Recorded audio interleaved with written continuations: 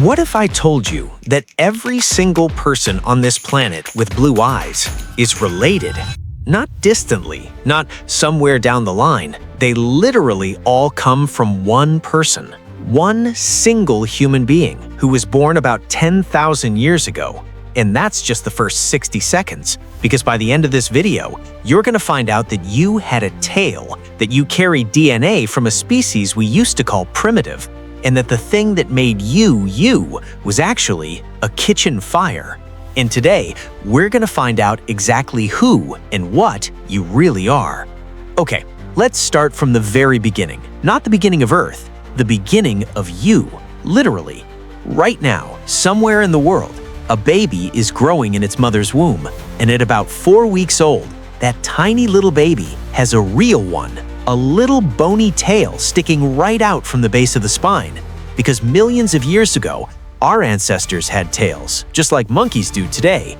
And even though we don't need tails anymore, our DNA still remembers that old instruction. So every human embryo starts building one. Then about a week later, our genes switch it off. The tail gets absorbed, and what's left behind is just a tiny stub of bone, the coccyx, your tailbone, sitting quietly at the bottom of your spine right now as you watch this. That tailbone is called the vestigial structure, a leftover from evolution, like a text message your DNA never deleted. And guess what? It's not the only one. Your wisdom teeth? Leftovers from a time when your ancestors ate tough roots and bark and needed an extra set of grinders. Your goosebumps? That's your body trying to fluff up fur you no longer have. We are literally walking museums of our own past. Okay, here's where things get really wild. About 1.8 million years ago, something happened that completely rewired what it means to be human. Our ancestors discovered fire, and then they started cooking their food. Now I know what you're thinking. Okay, big deal, they made soup.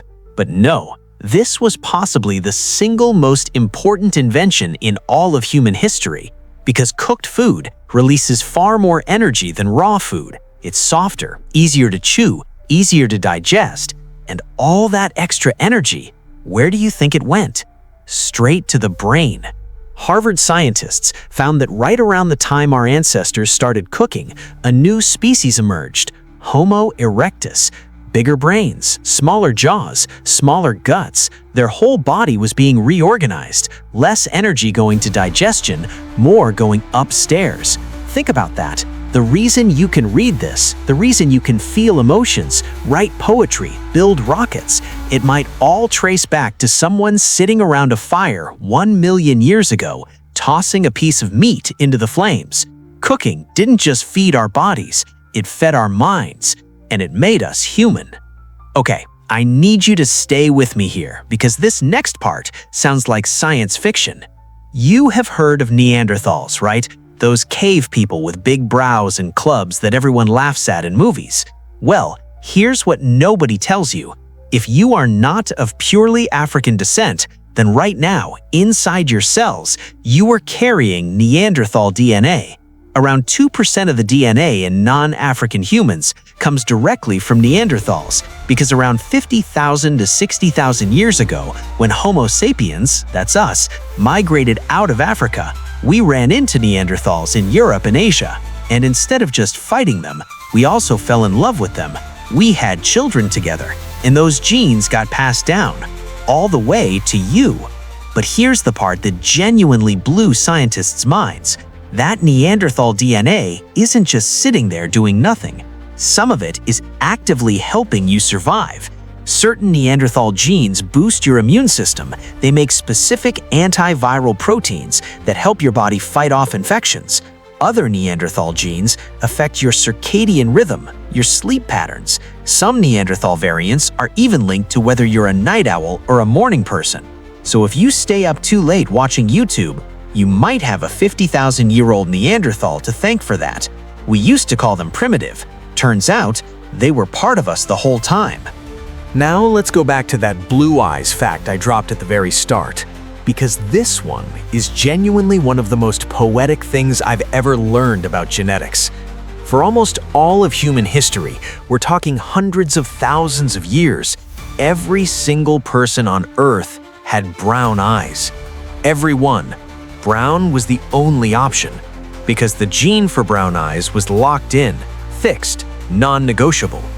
But then, somewhere between 6,000 and 10,000 years ago, a single human being was born with a tiny mutation, one tiny genetic switch on a gene called OCA2 that essentially dimmed the production of brown pigment in the iris. And for the first time in all of human history, someone opened their eyes and they were blue. That one person, that one mutation, is the ancestor of every single blue-eyed human alive today. Everyone from Denmark to Turkey to South America with blue eyes, they all trace that specific genetic switch back to one single original source. Scientists at the University of Copenhagen confirmed this. One family, one mutation, one ancestor. As one scientist beautifully put it, this wasn't nature making us better or worse. It was just nature shuffling the deck, trying something new, and something new stuck. Here's something that should have been a much bigger news story than it was. For most of human history, we were not the only humans on Earth. In fact, on the Indonesian island of Flores, there once lived a species of tiny humans, just 3.5 feet tall, about the height of a 5-year-old. They had small brains, but they made tools. They hunted miniature elephants. They lived alongside giant Komodo dragons. Scientists named them Homo florensis, but you can call them what everyone else does, the Hobbits. And they lived until as recently as 50,000 years ago, meaning we, modern humans, almost certainly crossed paths with them. And the Hobbits weren't the only ones. There was also Homo naledi in South Africa, a species that buried its dead. Buried its dead.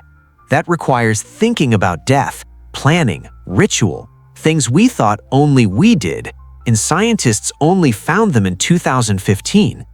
There were also the Denisovans, a mysterious human species known almost entirely from a finger bone found in a Siberian cave. Their DNA still lives in indigenous populations across Asia and the Pacific. The story of humanity is not a single straight line. It was a bush, a wild, tangled, beautiful bush full of cousins and neighbors and relatives we never even knew existed. And finally, the thing that brought this whole video together for me, the newest discovery. Researchers at the University of Cambridge published a study showing that modern humans are not descended from just one ancestral population. We are the result of two distinct populations merging somewhere deep in Africa, hundreds of thousands of years ago. Two groups who were separated, who eventually found each other again, and whose children became us.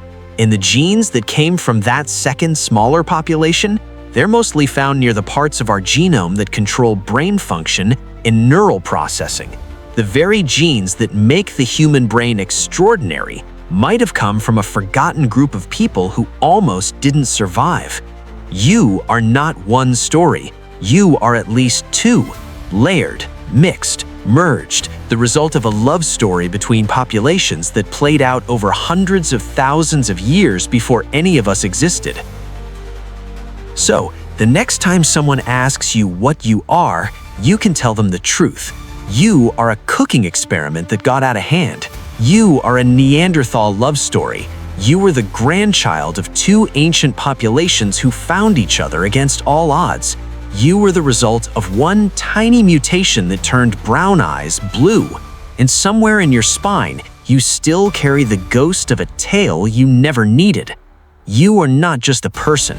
You are a 4-million-year-old journey, and it's still going.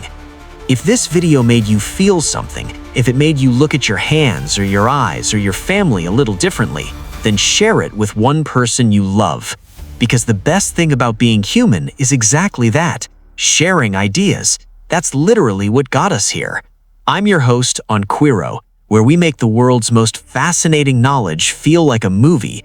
Hit like, share this with someone whose mind you want to blow, and subscribe. We drop new content every week to keep your brain refreshed, curious, and alive.